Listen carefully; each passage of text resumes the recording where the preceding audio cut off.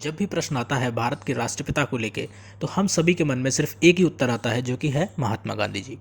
महात्मा गांधी जी को भारत का राष्ट्रपिता का दर्जा मिला हुआ है। लेकिन एक प्रश्न उठता है, क्या कोई ऐसा क्रांतिकारी नहीं था जो कि भारत का राष्ट्रपिता बनने की या भारत के राष्ट्रपिता की उपाधि हासिल करने की काबिलियत रखता था? क्या उस समय का कोई ऐसा क्रांतिकारी नहीं था जिसने अपना योगदान इतना दिया कि उसको भी भारत का राष्ट्रपिता की उपाधि मिल सकती थी या मिलनी चाहिए? तो इसी बारे में हम आगे डिस्कस करेंगे और जानेंगे कौन है ऐसा व्यक्तित्व जो कि भारत का राष्ट्रपिता बनने की एक तरीके से पूरी काबिलियत रखता था। और तो स्वागत है आपका मेरे चैनल स्टडी विद ऋषभ में। महान स्वतंत्रता सेनानी नेताजी सुभाष चंद्र बोस का जन्म 23 जनवरी 1897 को उड़ीसा के कटक गांव में हुआ था। उनके पिताजी जानकी नाथ बोस वकील थे। उनकी माता का नाम प्रभावती देवी था। वह भारत के स्वतंत्रता संग्राम के अग्रणी तथा सबसे बड़े नेता थे। द्वितीय विश्व युद्ध के दौरान उन्होंने अंग्रेजों के खिलाफ लड़ने के लिए जापान के सहयोग से आज़ाद हिंद फौज का गठन किया था।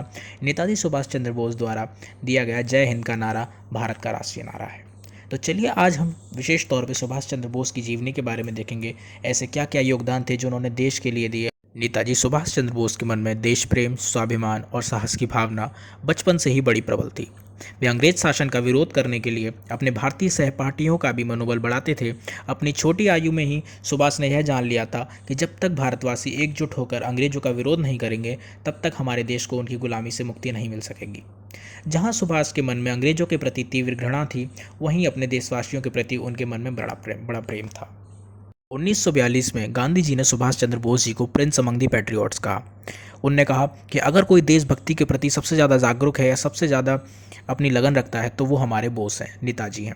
सुभाष चंद्र बोस जी भी गांधी जी को अपना एक तरीके से गुरु मानते थे और उन्होंने कहा था ये हमारे देश के फादर ऑफ द नेशन है, ये हमारे देश के राष्ट्रपिता हैं। और सुभाष चंद्र बोस गांधी जी एक तरह से बहुत ही देश के प्रति लगन रखते थे और दोनों मिलजुल कर काम कर रहे थे। आगे चल के कई ऐसे कारण थे जिनके बाद सुभाष चंद्र बोस और गांधी जी दोनों अलग अलग हो गए और उनकी विचारधारा बदल गई। बट इसका मतलब यह नहीं है कि गांधी जी और सुभाष चंद्र बोस एक दूसरे के धुर विरोधी हो गए या एक दूसरे को पसंद नहीं करते थे। उनका तरीका अलग था। सुभाष चंद्र बोस जी जो कि एक्सट्रीमिस्ट बनते जा रहे थे और जो कि गांधी जी हम जानते हैं जो कि अहिंसा परमो धर्म अपनाते थे। तो इन्हीं सब कारणों को लेके गांधी जी और सुभाष चंद्र बोस जी के बीच में मतभेद हो गए और धीरे धीरे उनका रास्ता अलग अलग हो गया, बट मकसद एक ही था। जैसे समय आगे बढ़ रहा था वैसे वैसे सुभाष चंद्र बोस जी का कद भी बढ़ता जा रहा था। धीरे धीरे एक समय ऐसा आ गया जब सुभाष चंद्र बोस नेताजी का कद महात्मा गांधी से भी बड़ा होने लगा। जनता उनकी एक आवाज़ पे इकट्ठा हो जाती थी और उनके लिए कुछ भी करने को तैयार हो जाती थी। यही स्थिति को देख के महात्मा गांधी जी चिंतित थे। बोस की विचारधारा के मुताबिक उनका कहना था कि नॉन वायलेंस और अहिंसा को साथ लेके आज़ादी या तो बहुत मुश्किल है या नामुमकिन है। और बोस और महात्मा गांधी जी जो कि अहिंसा परमो धर्म मानते थे और वो अहिंसा को लेकर ही आज़ादी पाना चाहते थे। इसी बात को लेकर महात्मा गांधी चिंतित थे, बिकॉज बोस की एक आवाज़ पे सारी जनता मरने मारने के लिए इकट्ठी हो जाती थी। नेताजी अपने शुरुआती दौर से ही काफ़ी आंदोलनकारी और अत्याचार के खिलाफ आवाज़ उठाने वाले व्यक्तित्व रखते थे। वर्ष 1919 में वह भारतीय सिविल सेवा इंडियन सिविल सर्विसेज आईसीएस परीक्षा की तैयारी के लिए लंदन चले गए। जिस आईसीएस परीक्षा को पार करना एक भारतीय के लिए उस समय काफ़ी कठिन हुआ करता था, सुभाष चंद्र बोस जी ने सिर्फ 6 महीने में ही आईसीएस परीक्षा पास कर ली, जिसमें उनका चौथा स्थान आया। वह अंग्रेजों के साथ कार्य नहीं करना चाहते थे। इस वजह से कुछ समय बाद उन्होंने आईसीएस सेवा का त्यागपत्र दे दिया और वह छोड़ दी।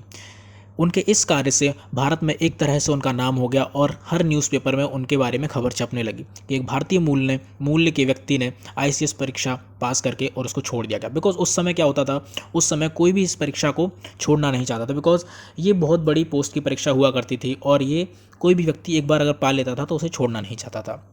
सुभाष चंद्र बोस विवेकानंद की शिक्षाओं से अत्यधिक प्रभावित थे और उन्हें अपना आध्यात्मिक गुरु मानते थे, और जबकि उनके राजनीतिक गुरु चित्तरंजन दास जी थे। वर्ष 1921 में बोस ने चित्तरंजन दास की स्वराज पार्टी द्वारा प्रकाशित समाचार पत्र फॉरवर्ड में संपादन का कार्यभार संभाला। वर्ष 1923 में बोस को अखिल भारतीय युवा कांग्रेस का अध्यक्ष और साथ ही बंगाल राज्य कांग्रेस का सचिव चुना गया। सुभाष चंद्र बोस और महात्मा गांधी जी की सिमिलैरिटीज़ और डिफरेंसेस को देखा जाए तो अगर सिमिलैरिटीज़ में दोनों सोशलिज्म थे और दोनों भारत की स्वतंत्रता के लिए एक अग्रसर और युद्ध लड़ रहे थे अंग्रेज़ों के खिलाफ। दोनों रिलीजियस थे, दोनों भगवान को मानने वाले थे और कम्युनिज्म को फॉलो नहीं करते थे। सुभाष चंद्र बोस तथा गांधी जी दोनों अनटचेबिलिटी और छुआछूत और वुमेन्स की प्रताड़ना के खिलाफ थे। वहीं अगर डिफरेंसेस देखा जाए तो महात्मा गांधी जी नॉन वायलेंस का सपोर्ट करते थे, जहाँ की जो बोस नेताजी थे हमारे, वो मिलिट्री अप्रोच के ऊपर बिलीव करते थे। गांधी जी अहिंसा और सत्याग्रह पे बहुत ज़्यादा बिलीव करते थे और वो उनका कहना था कि कोई भी युद्ध जीतना है तो वो अहिंसा और सत्याग्रह से जीती जा सकती है। अहिंसा और सत्याग्रह में ना किसी जान की हानि होती है और ना सामान की। इसी वजह से महात्मा गांधी जी सदैव अहिंसा और सत्याग्रह के राह को फॉलो करते हुए अपने देश के स्वतंत्र करना चाहते थे। वहीं जो सुभाष चंद्र बोस थे वह चाहते थे कि एक सेना मिलिट्री अप्रोच किया जाए और एक तरीके से अग्रेसिव नेचर अपनाया जाए भारत की स्वतंत्रता के लिए, जो कि भारत की स्वतंत्रता काफ़ी जल्दी हम उसी से पा सकते हैं, अथवा भारत की स्वतंत्रता पाने में अभी हमें 100 साल लगे और 100 साल और लग जाएंगे।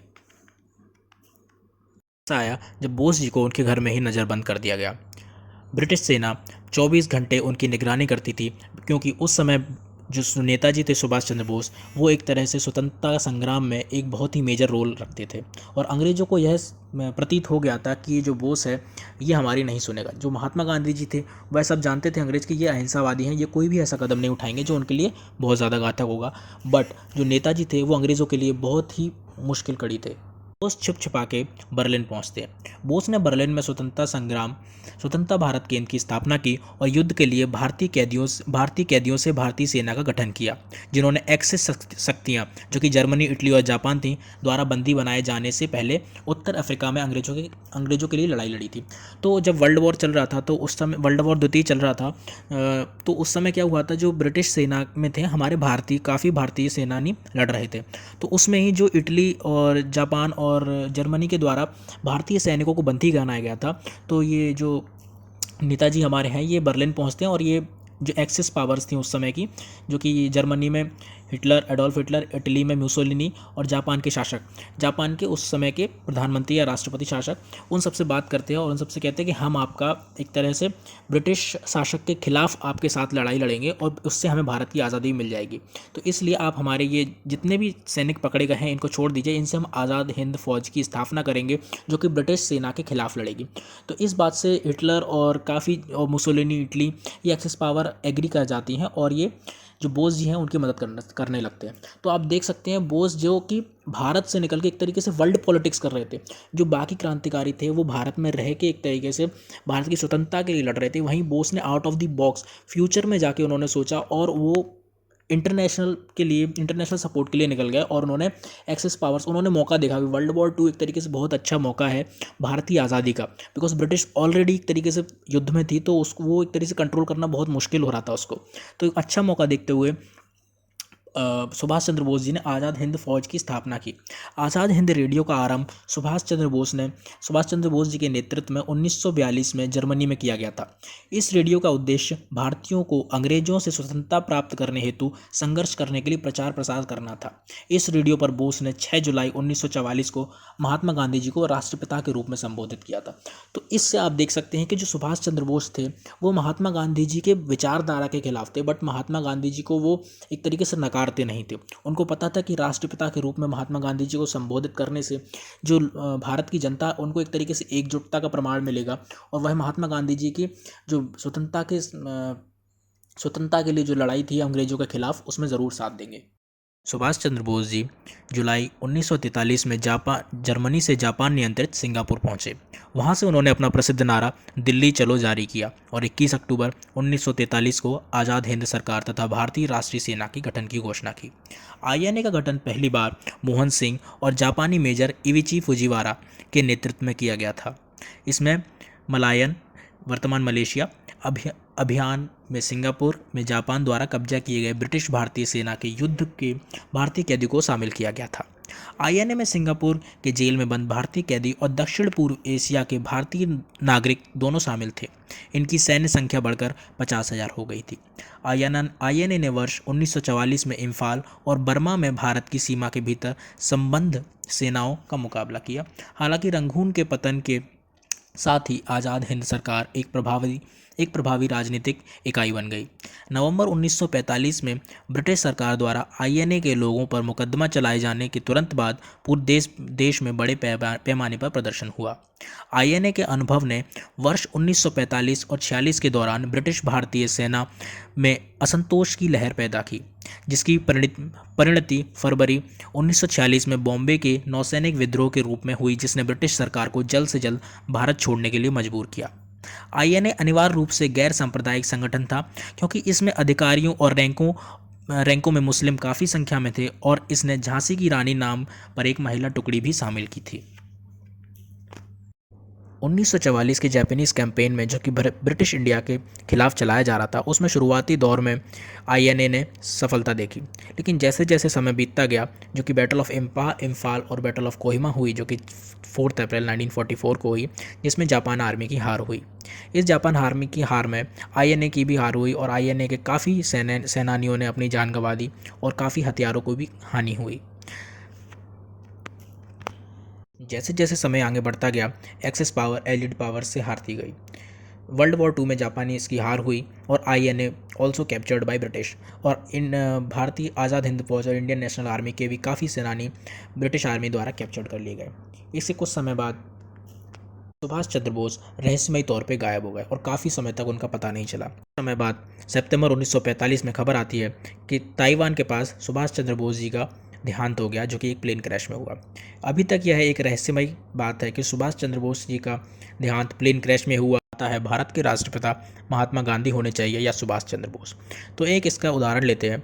एक आज़ादी की दीवार थी, जिसमें कई स्वतंत्रता सेनानी अपना हथौड़ा मार रहे थे, तो यह कह सकते हैं जो आखिरी हथौड़ा मारा वो महात्मा गांधी जी ने मारा। अगर भारत की आज़ादी के आखिर तक सुभाष चंद्र बोस जी जीवित रहते, तो हो सकता था आज हमारे भारत के राष्ट्रपिता सुभाष चंद्र बोस जी होते।